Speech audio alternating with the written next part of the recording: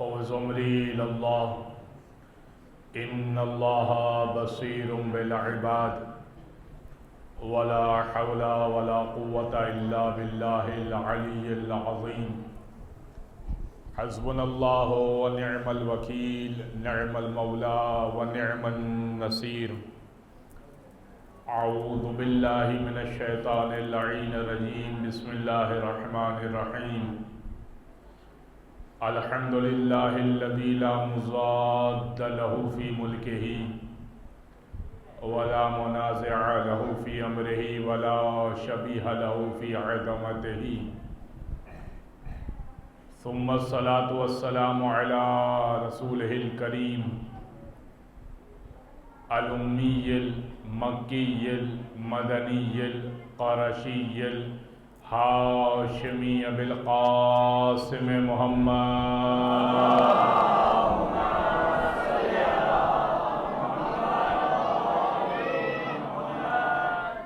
وعلى أهل بيته الطيبين الطاهرين واللعنة الدائمة على أعدائهم أجمعين من يوم ظلمهم وعداوتهم إلى قيام يوم الدين أما بعد فقد قال الله سبحانه وتعالى في محكم كتاب مبين بسم الله الرحمن الرحيم السلام علی یوم ولدت ویوم اموت ویوم ابعث حیا وقال امام جعفر الصادق علیہ السلام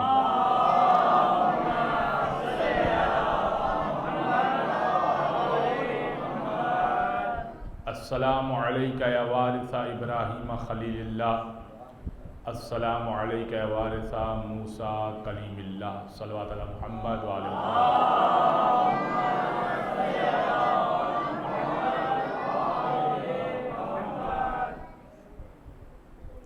بیعت یسر یہی تھا تقاضا یزید کا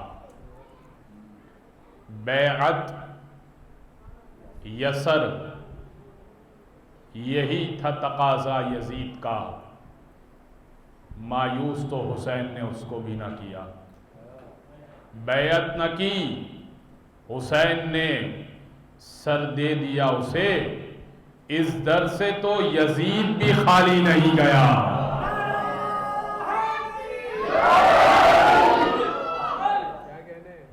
یہ در بہت وسیع و عریض در ہے آپ مانگ کے تو دیکھیے چھوٹا سا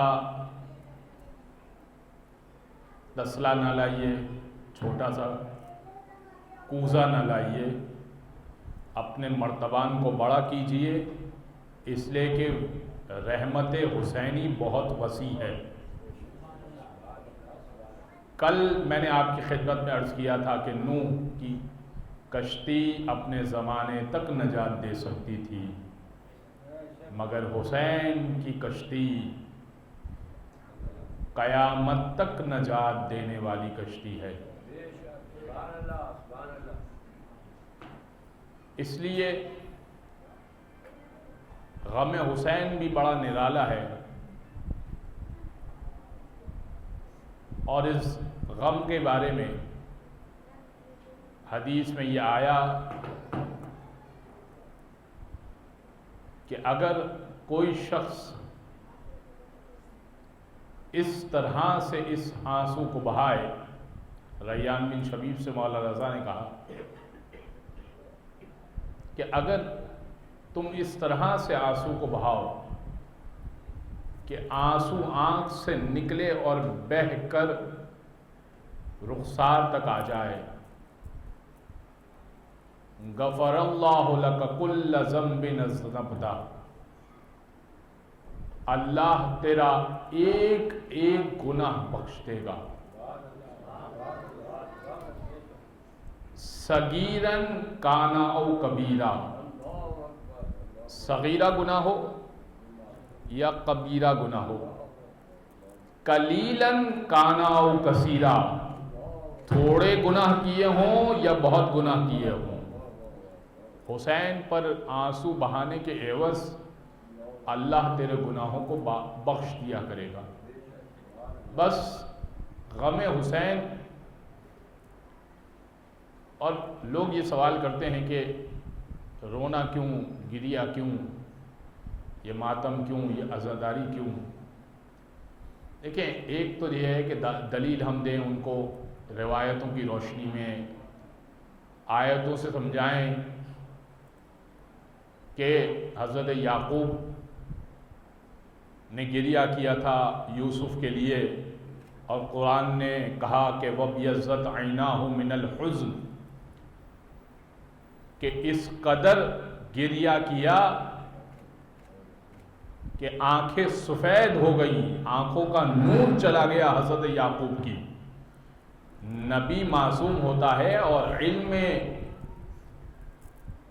علم عصمت سے وہ یہ جانتے تھے، علم نبوت سے وہ یہ جانتے تھے کہ میرا بیٹا کہاں موجود ہے، مگر ایک باپ ہونے کے ناطے اس قدر انہوں نے گریہ کیا کہ قرآن کہہ رہا ہے کہ وَبْيَضَّتْ عَيْنَاهُ مِنَ الْحُزْنِ، غم کے مارے اس قدر روئے کہ آنکھیں سفید ہو گئیں. تو ایک تو یہ ہے کہ ہم ان کو اس طرح کی دلیل پیش کریں اور ان کو یہ سمجھائیں. ایک یہ ہے کہ ہم ان کو یہ نہ سمجھائیں بلکہ ان سے یہ سوال کریں کہ اگر آپ کے گھر میں آپ کے والدین اور آپ کے بچے ایک دن ایک وقت میں ان کی اموات ہو جائیں، خدا کی قسم آپ بتائیے آپ کی آنکھ سے آنسو جاری ہوگا یا نہیں ہوگا؟ کہ آپ نے فلسطین میں ان لوگوں کو اپنے چہرے اور سینے پیٹتے ہوئے نہیں دیکھے جن کے پورے گھر اجڑ گئے؟ لگائیے نا ان پہ فتوے کہ ماتم کرنا حرام ہے. اس کا مطلب کہ ماتم فطری ہے، ماتم فطرت کا تقاضا ہے. اگر گھر میں 4 میتیں ہوں انسان قابو میں نہیں رہتا، اپنے آپ کو پیٹنا شروع کر دیتا ہے، اپنے آپ کو مارنا شروع کر دیتا ہے. تو حسین کے غم سے بڑا غم کون سا ہوگا؟ حسین سے بڑھ کر مظلوم کون ہوگا؟ جس کے غم میں ہو رسول اسلام نے گریہ کیا ہو، جس کے غم میں سیدہ نے گریہ کیا ہو، جس کے غم میں جناب زینب نے فرش عزا بچھایا ہو، جس کے بعد امام زین العابدین نے کہا ہو کہ مجھے نہ بلایا کرو اپنی شادیوں میں، اگر بلانا چاہتے ہو اپنے گھر پہ تو مجلس حسین برپا کیا کرو.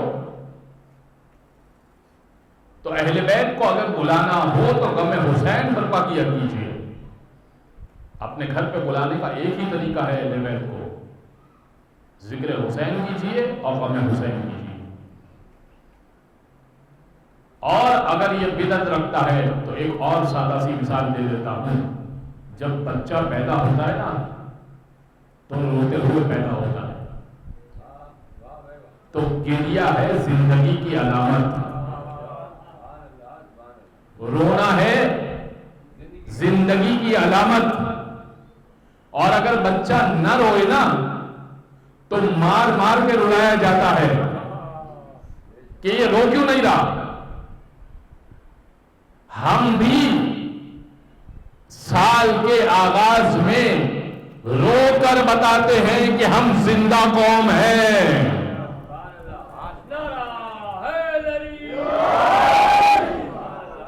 زندہ قوموں کی علامت ہوتی ہے کہ ان کے پاس غم ہوا کرتا ہے. کسی بات کا غم ہی نہ ہو، کوئی مصیبت ہی نہ آئی ہو تو اللہ پھر محبوب نہیں رکھا کرتا اس قوم کو. لہذا بزرگان گرامی، میں نے کل آپ کی خدمت میں یہ بات اسٹیبلش کی تھی کہ حسین وارث انبیاء ہے. آدم کے وارث حسین، نوح کے وارث حسین. اور آج بات کچھ آگے بڑھے گی لیکن اس سے پہلے کچھ ڈسکلیمرز ہیں جو میں آپ کی خدمت میں پیش کرنا چاہتا ہوں. مجھے یہ خوف ہے کہ جس قدر آپ توجہ سے اور بیدار سماعتوں کے ساتھ اس عنوان کو سن رہے ہیں، مجھے خوف ہے اور قریب ہے کہ اس عنوان کو میں مکمل نہیں کر پاؤں گا، کیونکہ زیارت وارثہ طویل زیارت ہے، اگرچہ کہ میں نے ترتیب اسی طرح سے دیا ہے کہ شب عاشور تک ہم آخری حصے تک پہنچ جائیں، والا ارواحکم والا اجسادکم والا اجسامکم، یہاں تک پہنچ جائیں۔ سوچا ہوا تو یہی ہے، لیکن اگر بات کچھ بڑھتی رہی تو بہت سالوں پہلے اس عنوان کو میں نے ایک جگہ پر پڑھا تھا، وہاں پر چونکہ میرا 3 سال کا معاہدہ تھا ان سے، انہوں نے کہا تھا کہ آپ 3 سال یہاں پر ذکر حسین کیجئے گا، تو پھر وہاں پر بھی میں نے اس عنوان کو چھیڑا تھا، تو عنوان کچھ طول پکڑ گیا تھا، تو پھر اگلے سال اس عنوان کو جاری رکھا تھا، تسلسل میں عنوان چلا تھا۔ تو اب یہاں پر تو ایسی کوئی بات نہیں ہے، اور مجھے نہیں معلوم کہ اگلے سال انتظامیہ بلاتی ہے یا نہیں بلاتی، حیات رہتی ہے یا نہیں، توفیق رہتی ہے یا نہیں، تو جس قدر توفیق ہوئی بیان کر سکا بیان کروں گا، تو بس سنتے جائیے، انشاءاللہ کوشش یہی ہوگی کہ اس عنوان کو اس سال مکمل کر سکوں، لیکن وعدہ نہیں کرتا۔ عزیزان گرامی، اور ایک دوسری بات جو کہ اناؤنسمنٹ ہے کہ دوران مجلس موبائل آپ کا فون نہ بجے، اس کو سائلنٹ یا وائبریٹ موڈ پہ رکھ لیا کیجیے، اچھی بات نہیں ہے، عزا خانہ ہے، عزاداری کی جگہ ہے، ذکر ابا عبداللہ ہو رہا ہے، اور ٹیونز بھی ایسی رکھی ہیں ماشاءاللہ کہ وہ گانے کی ٹیون ہے، تو یہ بہت نامناسب بات ہے، تو بجنا ہی نہیں چاہیے فون، گانے کی ٹیون ہو یا نہ ہو، فون بجنا ہی نہیں چاہیے، فون سائلنٹ پہ ہونا چاہیے، مسجد میں جائیں یا امام بارگاہوں میں جائیں۔ اللہ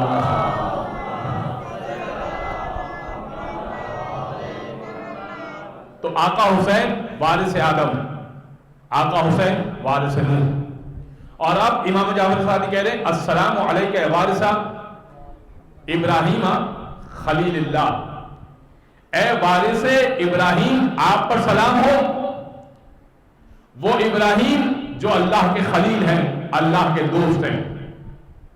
اب ابراہیم اللہ کے دوست کیسے ہیں اور حسین ان کے وارث کیسے ہیں، یہ سمجھنا پڑے گا۔ پہلے دوستی ابراہیم کو سمجھنا پڑے گا اللہ سے، اور پھر یہ سمجھنا پڑے گا کہ اس دوستی میں حسین کی وراثت کیسے شامل ہے۔ پہلے ابراہیم کی دوستی سمجھنی پڑے گی، تو اب آ جائیے ابراہیم کے حالات پر اور ابراہیم کے واقعات پر۔ حضرت ابراہیم کے بارے میں قرآن نے سورہ بقرہ میں کہا اذ ابتلی ابراہیم ربہ بکلمات فاتمہن، حبیب اس وقت کو یاد کیجئے جب ہم نے ابراہیم کو مبتلا با امتحانات کیا، قال انی جاعلک للناس اماما، فاتمہن، اور ابراہیم نے امتحانات کو بہترین طریقے سے تمام کیا۔ قال انی جاعلک للناس اماما، اللہ نے کہا ابراہیم ہم نے آپ کو انسانیت کا امام بنایا۔ قال ومن ذریتی، اے پروردگار، ابراہیم نے سامنے سوال کیا، اے پروردگار میری ذریت کے بارے میں تیرا کیا خیال ہے، میری اولاد کے بارے میں تیرا کیا خیال ہے؟ قال لا ینال عہد الظالمین، اللہ نے جواب دیا ابراہیم میرا یہ عہدہ ظالمین تک نہیں پہنچتا۔ ابھی میں نے آیت کا ترجمہ کیا ہے، آیت میں بہت ساری باتیں جو کہنے کی ہیں۔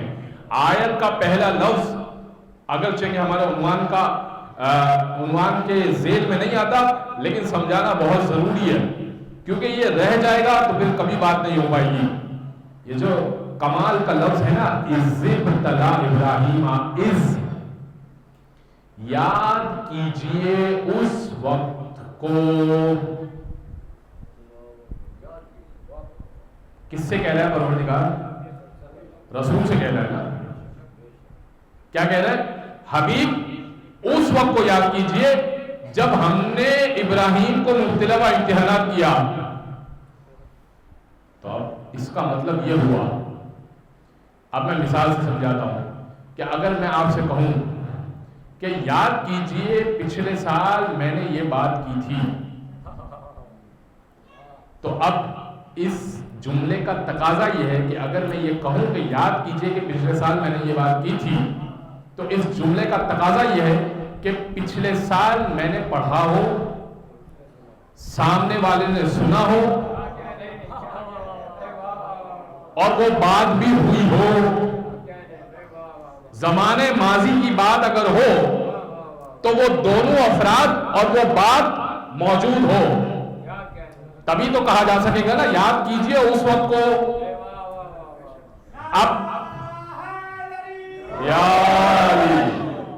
تو اب اگر پروردگار کہہ رہا ہے حبیب یاد کیجئے اس وقت کو جب ہم نے ابراہیم کو مبتلا امتحانات کیا، تو اس کا مطلب ابراہیم امتحانات دے رہے تھے، محمد دیکھ رہے تھے۔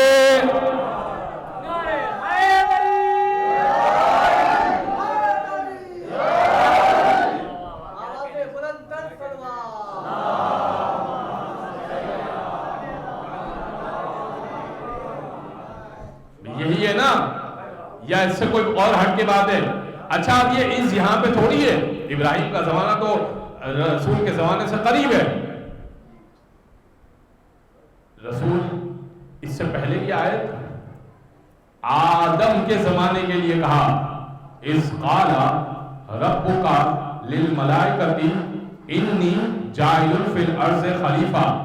حبیب اس وقت کو یاد کیجئے جب آپ کے رب نے ملائکہ سے کہا کہ انی جاعل فی الارض خلیفہ، میں زمین پر خلیفہ بنانے جا رہا ہوں۔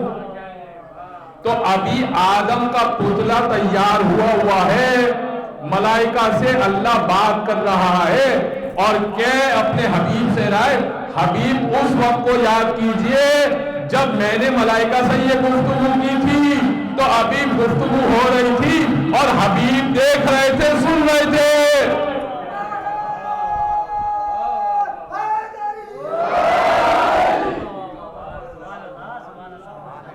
تو اب یہ اعتراض تو باطل ہو گیا نا کہ نبی 40 سال میں نبی بنتا ہے۔ بھائی جو مسلمان یہ کہہ رہا ہے کہ نبی 40 سال میں نبی بنتا ہے، وہ قرآن سے باطل ہو گیا نا۔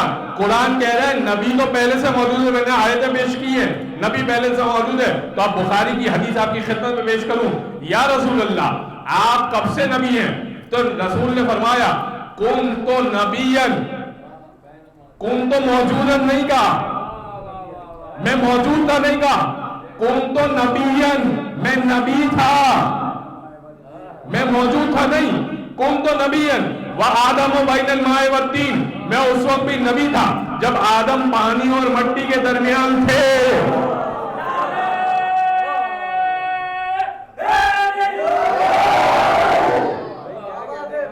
اچھا اللہم صلی علی محمد،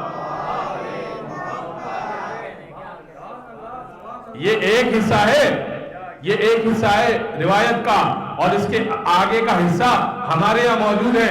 جیسے ہی نبی نے فرمایا نا کنت نبیا وآدم بین الماء والطین، میں اس وقت بھی نبی تھا جب آدم پانی اور مٹی کے درمیان تھے، فوراً علی نے کہا کنت ولیا وآدم بین،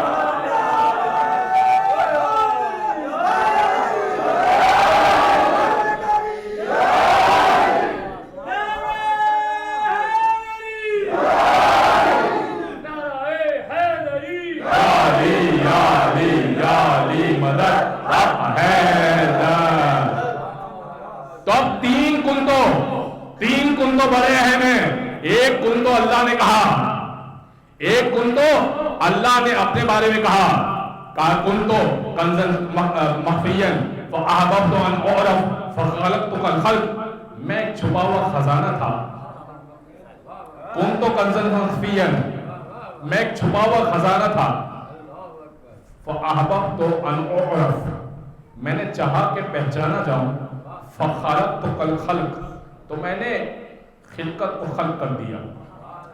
یہ کن تو اللہ نے کہا، اور یہ دوسروں کن تو جو میں نے آپ کی خدمت میں پیش کیا، یہ کن تو محمد مصطفیٰ نے اپنے بارے میں کہا کن تو نبیا وآدم بین الماء والطین، میں اس وقت بھی نبی تھا جب آدم پانی اور مٹی کے درمیان تھے.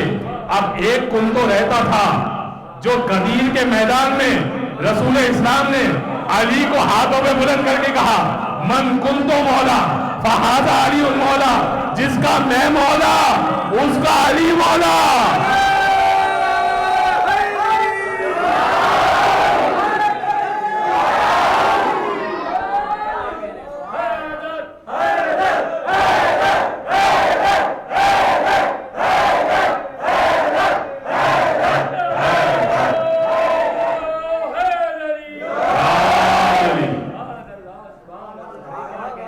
تو اب اللہ کا کنتو, محمد مصطفیٰ کا کنتو, علی مرتضیٰ کا کنتو, یہ تین ہی کنتو ملیں گے.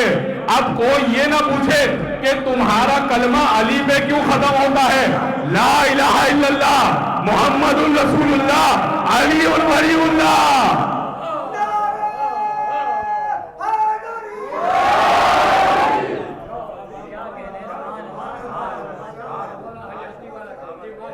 سمجھ لیں بات کو بزن اکرامی. لہذا اگر یہ اس سمجھ میں آ گیا, اب مجھے یقین ہو گیا کہ زیادہ وارثہ کا عنوان کمپلیٹ نہیں ہونے والا, لہذا اگر یہ اس سمجھ میں آ گیا تو یہاں پر بات روکوں گا نہیں اور یہاں سے بات آگے بڑھے گی. اس قالا ربک اذ ابتلی ابراہیم ربہ بکلمات فاتمہن. ابھی اس وقت کو یاد کیجیے جب آپ کے رب نے ابراہیم کو مبتلا با امتحانات کیا. فَأَتَمَّهُنَّ, یہ جو لفظ ہے نا, اس لفظ کا کمال یہ ہے فَأَتَمَّهُنَّ, ہنہ جو ساتھ میں لگا ہوا ہے, اس کا ترجمہ یہ ہے کہ 100%, یعنی جتنے امتحانات ابراہیم کو دیے ابراہیم نے 100% کامیابی اختیار کی. فَأَتَمَّهُنَّ قَالَ إِنِّي جَعَلُكَ لِلنَّاسِ إِمَامًا. ابراہیم ہم نے آپ کو انسانیت کا امام بنایا. آدم کو کیا کہا تھا؟ انی جاعل فی الارض خلیفہ, میں زمین پر خلیفہ بنانے جا رہا ہوں. ابراہیم سے کیا کہا؟ انی جاعلک للناس اماما, میں تمہیں امام بنانے جا رہا ہوں انسانیت کا. خلیفہ بھی اللہ بنایا کرتا ہے, امام بھی اللہ بنایا کرتا ہے.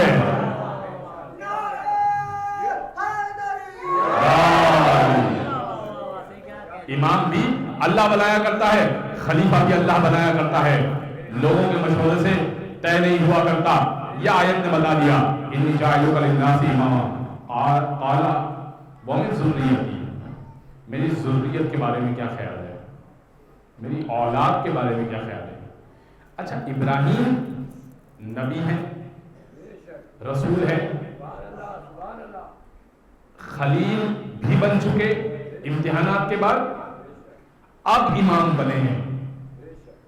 تو اس کا مطلب یہ ہے کہ نبی بنتے وقت یہ نہیں کہا کہ میری ذریت کے بارے میں کیا خیال ہے. رسول بنتے وقت نہیں کہا کہ میری ذریت کے بارے میں کیا خیال ہے.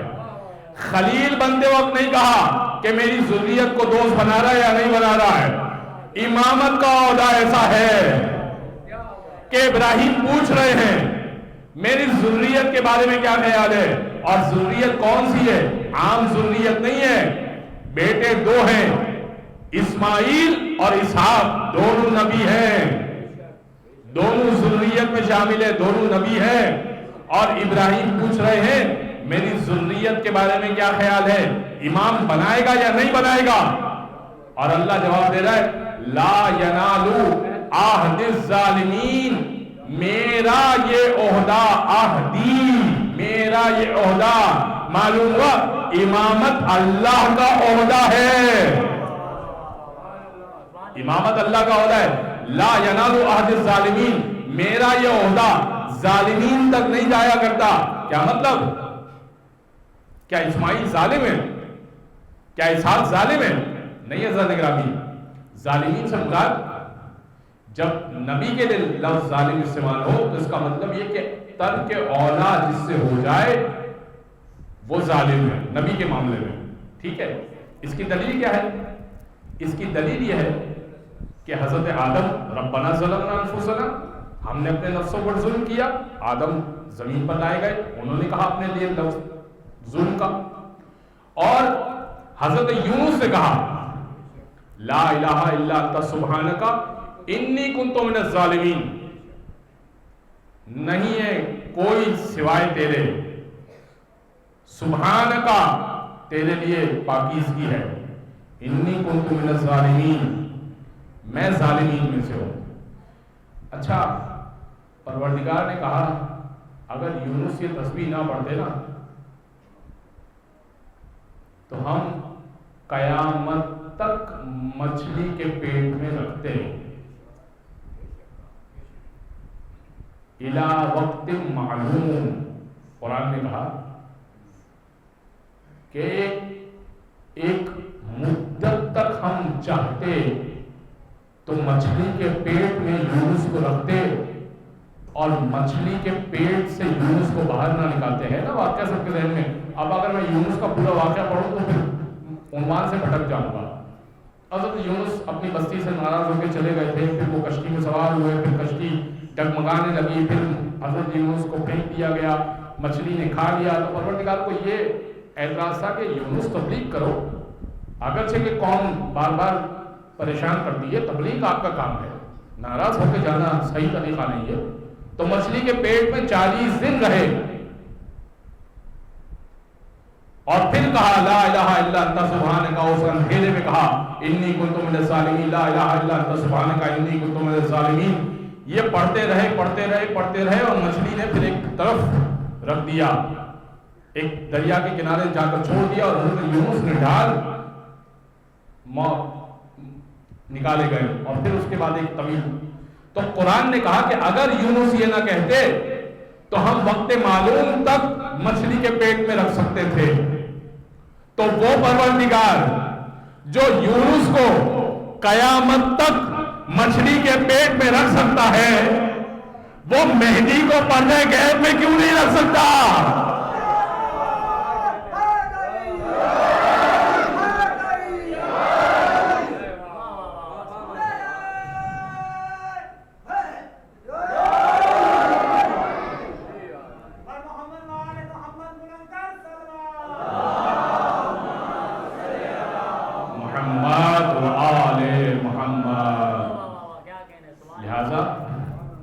اب آئیے حضرت ابراہیم نے کون سے امتحانات دیے۔ حضرت تاریخ نے لکھا کہ حضرت ابراہیم نے 30 چھوٹے بڑے امتحانات دیے، ان میں سے 3 بڑے امتحانات ایسے ہیں کہ جس کے بعد حضرت ابراہیم کو خلت کا لقب دیا گیا، خلیل اللہ کا لقب دیا گیا، دوستی کا لقب دیا گیا۔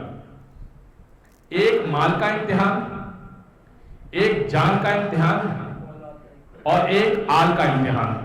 3 امتحانات دیے، 30 امتحانات دیے تھے، جس میں سے 3 امتحانات آپ کی خدمت میں عرض کر رہا ہوں، اور بھی بہت امتحانات دیے۔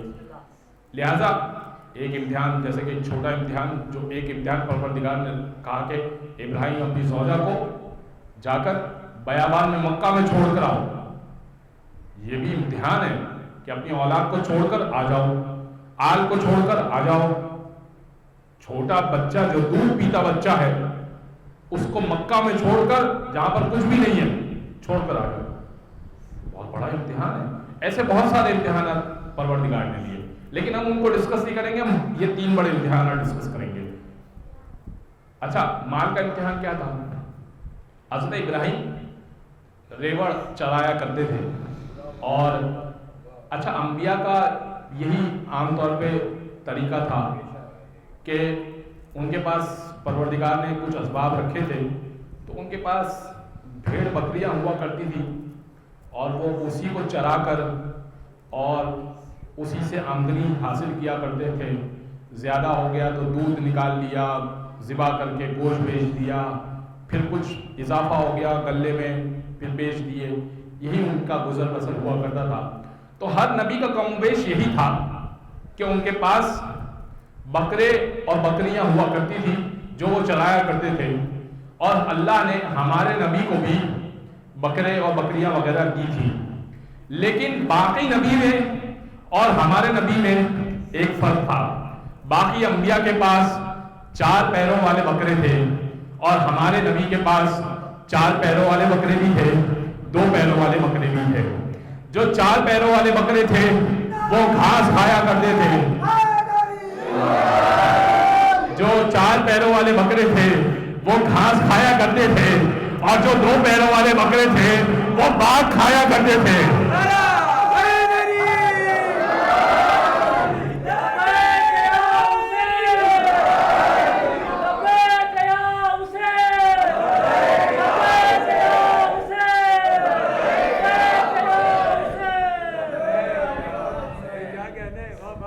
جو 2 پیروں والے بکرے تھے وہ باغ کھایا کرتے تھے، اور جو 4 پیروں والے بکرے تھے وہ گھاس کھایا کرتے تھے۔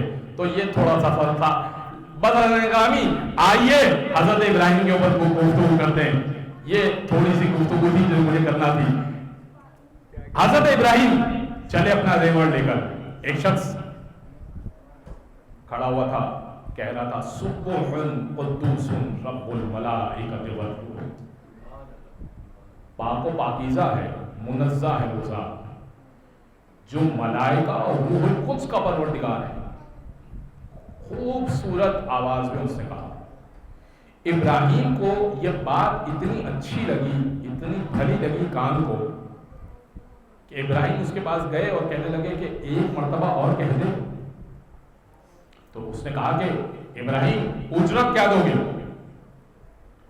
کہا کہ تو بتا کہ کیا اجرت لے گا؟ کہا کہ آدھا ریوڑ یہ میری اجرت ہے، آدھا ریوڑ دے دو اور تسبیح سن لو اللہ کی۔ ابراہیم نے کہا ٹھیک ہے، منظور ہے، آدھا ریوڑ دے دیا، اور اس سے کہا کہ تو تسبیح پڑھ۔ اس نے خوبصورت آواز میں کہا سبح قدوس رب الملائکۃ والروح۔ جب اس نے کہہ دیا، ابراہیم آدھا ریوڑ لے کر چلے۔ تھوڑا آگے گئے تو وہ سوچنے لگے کہ اتنی خوبصورت آواز سن کے آیا، اللہ کی تسبیح بھی سن کے آیا، تو ایک مرتبہ اور سن لیتا۔ تو اس کے بعد پھر گئے اور کہنے لگے اگر تو ایک مرتبہ اور کہہ دے۔ کہا ابراہیم اجرت کا یہ جو آدھا ریوڑ ہے بقیہ یہ بھی تم رکھ لو۔ اس نے کہا ٹھیک ہے، آدھا ریوڑ اور بھی لے لیا، اور اس نے خوبصورت آواز میں اللہ کی تسبیح، بہت خوبصورت آواز تھی اس کی، قرأت بہت اچھی تھی اس کی، اس نے قرأت میں پڑھ دی اللہ کی تسبیح۔ اب ابراہیم خالی ہاتھ تھے لیکن دل میں کوئی ملال نہیں تھا۔ چل کے خیال آیا کہ کاش ایک مرتبہ اور تسبیح سن لیتا۔ تو اس کے پاس گئے، کہنے لگے کہ اگر تم ایک مرتبہ اور تسبیح کہہ دے۔ اس نے کہا کہ ابراہیم اجرت میں کیا دو گے؟ اس نے کہا کہ ابراہیم نے کہا کہ اجرت تو نہیں ہے اب، لیکن ہاں یہ ہو سکتا ہے کہ تم مجھے اپنا غلام بنا لو، میں تمہاری غلامی میں آ جاتا ہوں۔ اور ٹھیک ہے، اس نے پھر خوبصورت آواز میں اللہ کی تسبیح پڑھ دی، سبح قدوس رب الملائکۃ والروح، اور وہ ریوڑ لے کر چلنے لگا۔ ابراہیم بھی پیچھے پیچھے چلنے لگے۔ جب تھوڑا آگے گئے تو اسے پلٹ کے کہا کہ کہاں آ رہے ہو؟ کہا بھائی تمہارا غلام ہوں، تمہارے ساتھ ہی آؤں گا نا بھائی۔ کہا نہیں ابراہیم، میں ایک فرشتہ ہوں، اللہ نے مجھے اس امتحان کے لیے بھیجا تھا کہ ذرا امتحان تو لو ابراہیم کا، کہ مال محبوب ہے یا تسبیح پروردگار محبوب ہے۔ ابراہیم تمہیں تو اللہ کی تسبیح محبوب ہے، ابراہیم میں آپ کا غلام ہوں، آپ میرے غلام نہیں بن سکتے، لہذا یہ ریوڑ بھی آپ کا ہے اور آپ آزاد ہی ہیں۔ اللہ نے ایک درجہ آپ کا بڑھا دیا اپنی دوستی کی طرف، ابھی خلیل اللہ کا لقب ملا نہیں ہے، ایک درجہ بڑھ گیا۔ اب دوسرا امتحان ابراہیم کا جو ہوا، نمرود کے پاس گئے، اس کو سمجھایا کہ تو بڑا دعویٰ کرتا ہے خدائی کا، غلط ہے، اپنے ہاتھوں کے بنائے ہوئے خدا کو پوچھتا ہے، میں نبی خدا ہوں، سمجھایا نہیں۔ اب کافی تبلیغ کرنے لگے، نہیں مانے لوگ۔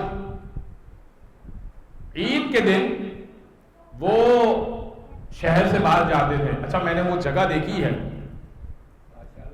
جس جگہ پر حضرت ابراہیم کو نار نمرود میں جلایا گیا تھا، وہ جگہ آج بھی کالی ہے۔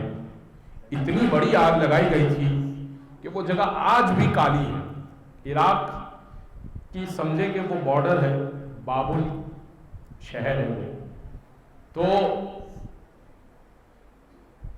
اب وہ سب عید کرنے عراق سے باہر گئے، عراق کا ہی ایک علاقہ ہے، وہ عید کرنے شہر سے باہر گئے تو ابراہیم نے سارے بت توڑ دیے اور بڑے بت کے گلے میں کلہاڑی ڈال دی۔ جب سارے واپس آئے، یہ قرآن میں واقعہ ذکر ہے، جب سارے واپس آئے تو کہنے لگے کہ یہ ہمارے بت توڑے ہوئے، ہم تو سب گئے ہوئے تھے، یہ ہو نہ ہو ابراہیم کی شرارت ہے۔ سب نے کہا کہ ابراہیم کو پکڑو۔ ابراہیم نے کہا کیا ہوا؟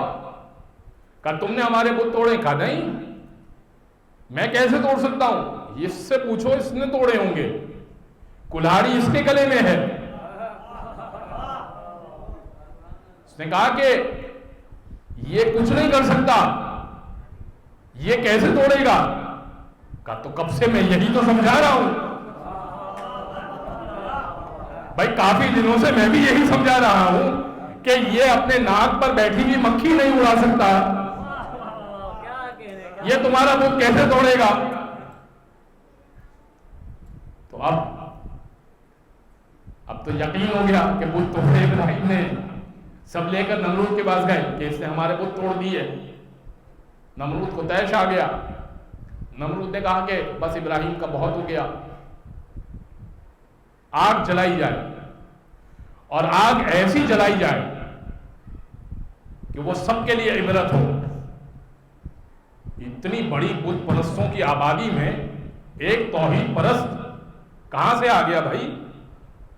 لہذا سب کے لیے عبرت ہو، سب دیکھیں کہ کیسے جلا رہے ہیں ہم ابراہیم کو۔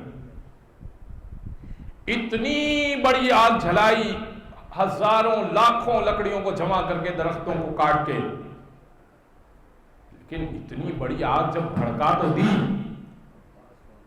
اب پھینکیں کیسے اس کے اندر ابراہیم کو، ڈالیں کیسے؟ تو ایک بوڑھا آدمی جو ان میں سے نہیں تھا ایک آیا۔ اچھا، آتے ایسے ہی ہیں بوڑھے افراد ایسے مشورے دینے کے لیے، جو ان میں سے نہیں تھا وہ اصل میں شیطان، کہنے لگا کہ میں تمہیں بتاتا ہوں کہ کیسے ڈالا جائے، منجنیق بنائی جائے۔ ایک مشین بنانے کا طریقہ سکھایا گیا اور کہا کہ اس میں ابراہیم کو رکھا جائے اور پھر پھینکا جائے۔ اس کے بتائے ہوئے طریقے پر منجنیق بنائی گئی اور پھر ابراہیم کو اس کے اندر ڈالا گیا۔ ابراہیم کو ابھی ڈال دیا گیا، آگ میں پھینکا جانے لگا۔ اب امتحان ہے نا ابراہیم کا، ابراہیم اپنے موقف سے ہٹتے یا نہیں ہٹتے۔ جبریل آئے، آنے کے بعد کہنے لگے یا ابراہیم حل لک حاجت، ابراہیم کوئی حاجت ہے؟ اب ایسی کروشل مومنٹ ہو، آگ میں پھینکا جا رہا ہو، منجنیق میں ڈال دیا گیا ہو، اور کوئی آپ سے پوچھے کوئی خواہش ہے، تو کیا خواہش ہو سکتی ہے کہ بھائی اس سے باہر نکال دیے تھے؟ ابراہیم نے کہا، کیا خوبصورت جواب ہے ابراہیم کا، خلیل اللہ ہے۔ ابراہیم نے کہا حاجت ہے، لیکن جس سے ہے نا وہ جانتا ہے۔ حاجت ہے لیکن جس سے ہے نا وہ جانتا ہے۔ اچھا، بعض نے اس پہ دلیل قائم کی، دیکھا جبریل کا وسیلہ اختیار نہیں کیا۔ اس کا جواب پتہ ہے کیا ہے؟ جبریل مشکل کشا تھے ہی نہیں۔ جبریل اگر مشکل کشا ہوتے تو ابراہیم وسیلہ اختیار کر لیتے۔ جبریل نے خالی حاجت پوچھی تھی، کہا حاجت ہے لیکن جس سے ہے وہ جانتا ہے۔ ابراہیم کو منجنیق سے پھینکا گیا، اور جیسے ہی پھینکا گیا قرآن کی آیت نے، پروردگار نے کہا یا نارو کونوا بردا وسلاما علی ابراہیم، اے آگ ٹھنڈی بھی ہو جا، سلامتی والی بھی بن جا ابراہیم پر۔ بھائی ٹھنڈی ہو جائے تو اتنی ٹھنڈی نہ ہو جائے کہ ابراہیم پریشان ہو جائے، سردی لگنے لگے۔ وَالسَّلَامًا عَلَىٰ ابراہیم، ٹھنڈی بھی ہو جا، سلامتی والی بھی ہو جا۔ ابراہیم کو ابھی پھینکا گیا، جب سب نے دیکھا کہ ابراہیم آگ کے درمیان گلزار میں بیٹھے ہوئے ہیں۔ اچھا کمال دیکھیے گا، اتنی بڑی آگ لگی ہوئی تھی تو اوپر سے چونچ میں ایک پرندہ گزر رہا تھا، وہ پانی ڈال رہا تھا۔ تو جبریل نے کہا کہ تم پانی ڈال رہے ہو اس چونچ میں، جو پانی ہے نا ایک بوند، اس سے یہ آگ نہیں بجھنے والی۔ اس پرندے نے پتہ ہے کیا کہا؟ پرندے نے کہا جبریل، اللہ کی بارگاہ میں جب پوچھا جائے گا کہ میرا نبی جلایا جا رہا تھا تو نے کیا کیا، تو میں کہوں گی کہ میری جتنی طاقت تھی میں نے اپنا کام کر دیا تھا، آپ اپنے حصے کا کام کر دیجئے، وہ کام ہو یا نہ ہو یہ آپ کا مسئلہ نہیں ہے۔ بزرگان تیسرا امتحان جس کے اوپر میں آپ کو لانا چاہتا ہوں، یہ بات مکمل کے بغیر میں منزل وظائف پر نہیں آ سکتا، اس سے کہ میں نے عنوان چھیڑ دیا۔ تیسرا امتحان فلما بلغ معه السعي قال انی اری فی المنام انی اذبحک، جب اسماعیل اس قدر بڑے ہو گئے کہ ابراہیم کے ساتھ سعی کرنے کے قابل ہو گئے، چلنے پھرنے کے قابل ہو گئے، کوشش کرنے کے قابل ہو گئے، اسماعیل جوان ہو گئے، قال یا بنیا، ابراہیم کہنے لگے اے میرے لخت جگر، بنیا کہتے ہیں بہت پیارے بیٹے کو، یا بنیا اے میرے پیارے بیٹے، انی اری فی المنام انی اذبحک، میں نے خواب میں دیکھا ہے کہ میں تجھے ذبح کر رہا ہوں، فانظر ماذا ترى، تیری کیا رائے ہے؟ اچھا ایمان سے بتائیے گا، ذہنوں کو حاصل کر کے آپ میں سے کوئی خواب دیکھے کہ اپنے بچے کو ذبح کر رہا ہے، رات کو خواب دیکھے کہ اپنے بچے کو ذبح کر رہا ہے، صبح نکل پڑے گا بچے کو ذبح کرنے کے لیے؟ نہیں نکل پڑے گا۔ کیوں؟ بھائی ہمارا خواب تھوڑی سچا ہوتا ہے، نبی کا خواب سچا ہوتا ہے۔ تو جو خواب میں مصطفیٰ جیسا نہ ہو سکے، جو خواب میں نبی کے برابر نہ ہو سکے، وہ ظاہری طور پہ مصطفیٰ جیسا کیسے ہو سکتا ہے؟ بھائی جو کہہ رہے ہیں نا نبی ہم جیسے، نبی کا خواب سچ ہوتا ہے، تو نبی کا خواب سچ ہوا کرتا ہے، نبی کے خواب کے برابر بھی آپ نہیں ہو سکتے، ہم نہیں ہو سکتے۔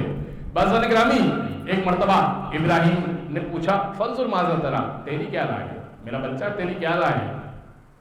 یا ابت افعل ما تؤمر، اے میرے پیارے بابا جان افعل ما تؤمر، کر دیجئے جو اللہ نے آپ کو حکم دیا، ستجدنی انشاءاللہ من الصابرین، انشاءاللہ آپ مجھے صبر کرنے والوں سے پائیں گے۔ ابراہیم نے رسی لی، اسماعیل کو چھری لی، ایک تھیلے میں ڈالی اور بیٹے سے کہا خبردار ہاجرہ کو نہیں بتانا، ماں کو نہیں بتانا، ماں نے برداشت کر پائے گی۔ اب بچے کو ذبح کرنا ہے، جوان بچہ، بعض نے لکھا 14 سال، بعض نے 17 سال لکھا کہ جوان بچے کو ذبح کرنا کتنا بڑا امتحان ہے۔ لے کے چلے صبح صبح فجر کے قریب لے کے چلے ذبح خانے کی طرف، جس جگہ پروردگار کا حکم تھا اس طرف ذبح کرنا تھا۔ جیسے ہی لے کے چلے نا، اچھا کیا کہہ کے چلے؟ یہ کہہ کے چلے کہ دوست سے ملاقات کے لیے جا رہا ہوں۔ ابراہیم تو ہے تو دوست تھا، حاجر نے کہا کہ میں دوست سے ملاقات کے لیے جا رہا ہوں اور دوست سے ایک وعدہ کیا ہے وہ وفا کرنے کے لیے جا رہا ہوں۔ پیچھے سے اللہ آپ کو اور مجھے ہر سال حج نصیب فرمائے، پیچھے سے شیطان آ گیا، حاجر سے کہنے لگا یہ صبح صبح جو تمہارے شوہر اور بیٹے نکلے نا، کیا کہہ کے نکلے؟ کبھی وہ کہہ کے نکلے کہ دوست سے وعدہ کیا ہے، ملنے جا رہے دوست سے. کا پتہ ہے کیا وعدہ کیا ہے؟ بیٹے کو ذبح کرنے کا وعدہ کیا ہے تمہارے شوہر نے. وہ تمہارے بچے کو ذبح کرنے جا رہے ہیں. باتوں میں نہیں آنا ان کی. بیٹا ذبح کرنے جا رہے ہیں.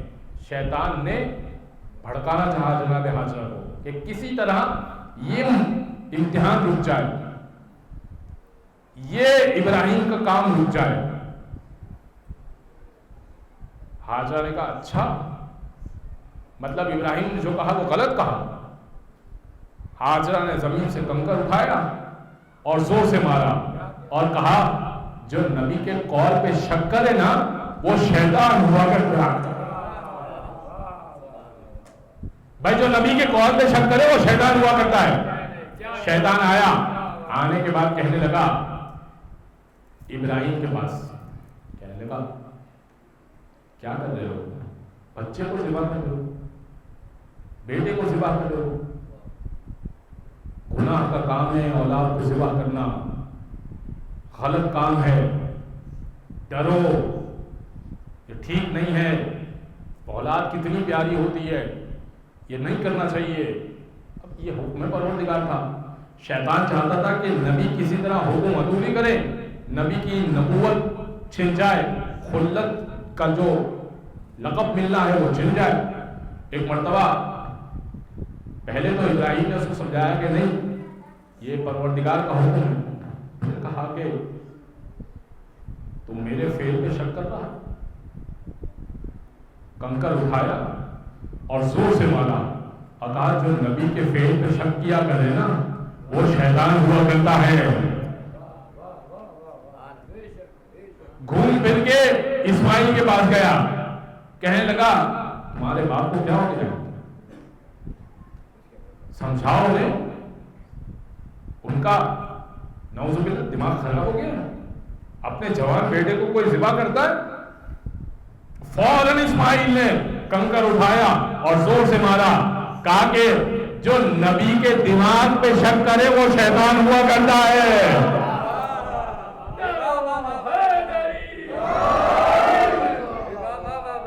جو نبی کے دماغ پہ شک کرے وہ شیطان ہوا کرتا ہے.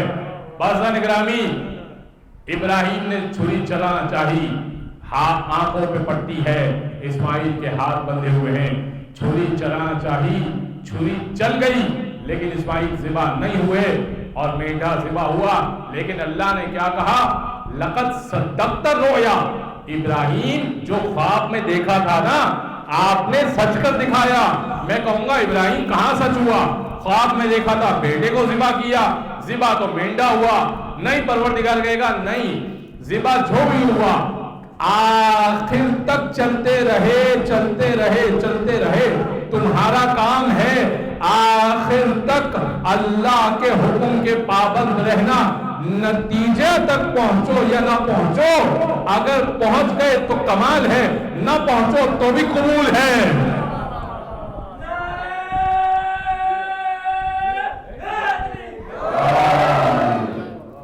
اب میں بس وقت بہت تنگ ہے میرے پاس، آخری جملے آپ کی خدمت میں عرض کروں گا. بازن گرامی، ابراہیم نے مال کا امتحان دیا لیکن مال حسین ہے وارث ابراہیم السلام علیکہ. یہ ساری تمہید تھی، یہ ساری باتیں میں نے آپ کو چند جملوں کے لیے زحمت دی تھی. السلام علیکہ وارث ابراہیم خلیل اللہ، اے وارث ابراہیم حسین ابن علی، آپ پر سلام. آپ ابراہیم کے وارث ہیں، ابراہیم دوست ہیں اللہ کے. ابراہیم کی دوستی میں اے حسین آپ وارث ہیں. ابراہیم کی دوستی کیسے ہوئی؟ دوستی ایسے ہوئی اللہ سے مال کا امتحان دیا، جان کا امتحان دیا، آل کا امتحان دیا. میں کہوں گا ابراہیم یہ امتحانات دینے کے بعد آپ دوستی پر فائز ہوئے، لیکن حسین تو آپ کے وارث ہے نا.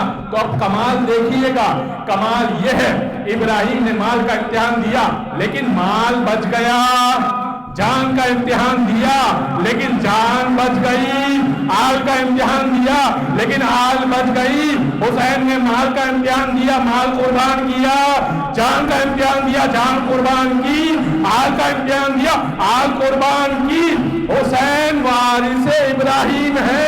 حسین نے سب قربان کیا اور دوستی نبھائی.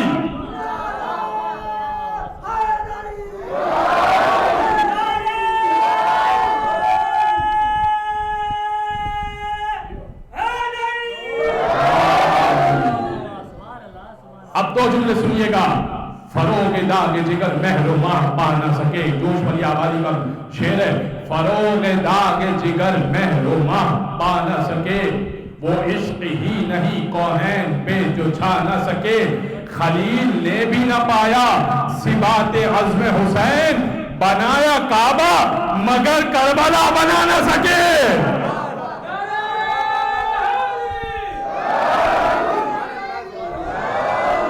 آخری روایت آپ کو ہدیہ کر کے منزل مذاہب پر آؤں گا. کسی نے امام سے پوچھا, مولا ابراہیم کے لیے کہا انی جاعلک للناس اماما, آپ بھی کہتے ہیں ہم بھی امام ہیں. ابراہیم کے لیے بھی امام کا لفظ آیا, تو آپ کی امامت میں ابراہیم کی امامت میں فرق کیا ہوا؟ ابراہیم بھی تو امام ہیں, آپ بھی تو امام ہیں. امام نے کہا فرق یہ ہوا جو امتحان دے کر امام بنے اسے ابراہیم کہتے ہیں, جو امام ہو اور امتحان دے اسے اہل بیت کہا جاتا ہے.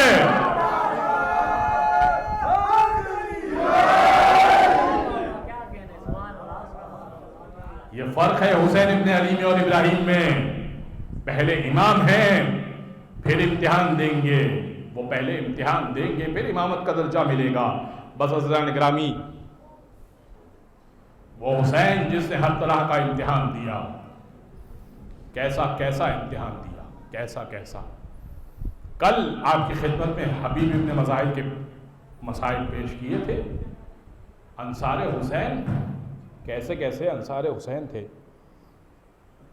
آپ کو معلوم ہے کہ سب سے بزرگ صحابی امام حسین کا کون تھا؟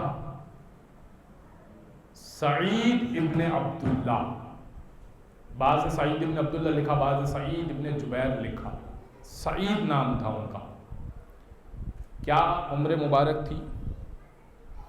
110 سال.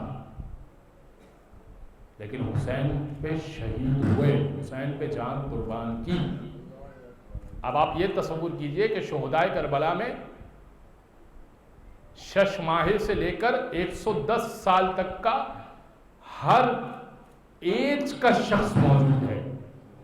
یعنی میں اپنی ایج کا کوئی شہید ڈھونڈنا چاہوں رول ماڈل کے لیے تو میرے لیے موجود ہے. آپ اپنی ایج کا ڈھونڈنا چاہیں تو آپ کے لیے موجود ہے. امام نے ہر ایک کا نمونہ چھوڑا ہے کہ تم حسین ابن علی کے قافلے میں کوئی ایک ایسا نہیں تلاش کر پاؤ گے کہ جو صرف کسی ایک کے لیے ماڈل ہو. ہر شخص کو اپنے لیے کربلا میں رول ماڈل مل جائے گا. سعید آئے, کہنے لگے صبح عاشور آئے, کہنے لگے فرزند رسول, میں آپ پر اپنی جان قربان کرنا چاہتا ہوں. اچھا, جب جو جان قربان کرنا چاہتا تھا وہ ظاہر ہے کہ اذن لے گا, اجازت لے گا. امام اجازت دیں گے تو جان قربان کرے گا. جان قربان امام کی اجازت سے کرے گا تو شہادت ملے گی, ورنہ پھر تو جان ضائع جائے گی. اس نے کہا مولا آپ اجازت دیجئے تو جان قربان کرو. امام نے کہا کہ سعید آپ پہ راشا تاری ہے, ہاتھ کب کپاتے ہیں آپ کے. 110 سال کا شخص ہاتھ کب کپاتے ہیں. سعید بڑھاپا اس قدر ہے کہ گھوڑے پہ سنبھل نہیں پاتے, آپ گھوڑے پہ بیٹھ نہیں پاتے. سعید میں آپ سے اپنی بیعت اٹھا رہا ہوں. صبح عاشور کی کنورسیشن ہے مولا کی, ظہر کے وقت کی. سعید میں آپ سے اپنی بیعت اٹھا رہا ہوں.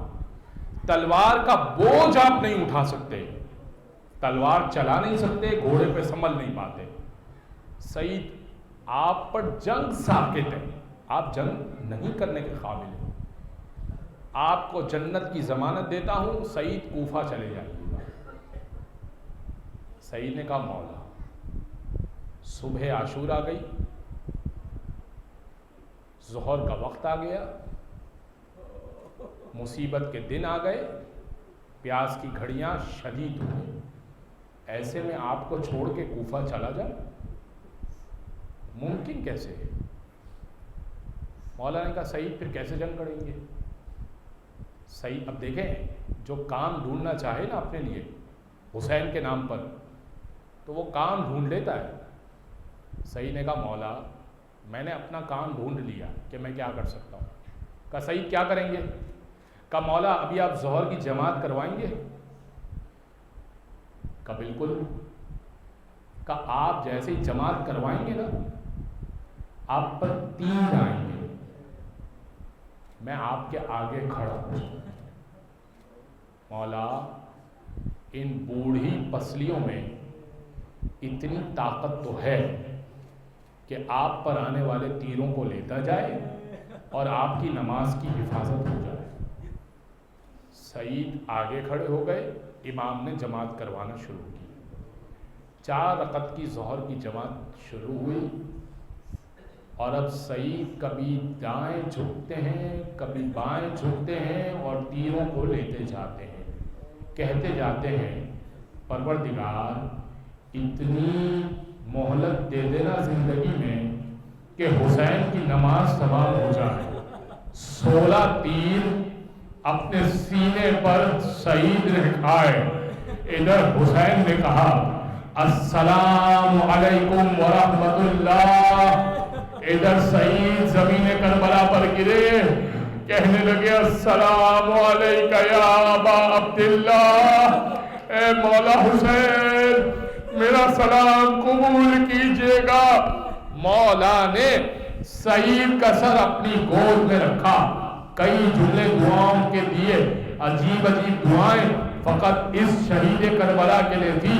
امام کہنے لگے جعلک اللہ من المصلین یا سعید، اے سعید اللہ آپ کو نمازیوں میں شمار کرے گا، آپ نے حسین کی نماز کی حفاظت کی ہے۔ پھر امام نے دوسری دعا دی، اللہ نے کتنی خوبصورت دعا ہے۔ امام کہنے لگے سعید انت امامی فی الجنہ، سعید ابھی آپ آگے کھڑے ہوئے تھے نا، قیامت میں بھی جنت میں آپ آگے آگے چلیں گے، حسین پیچھے پیچھے چلے گا۔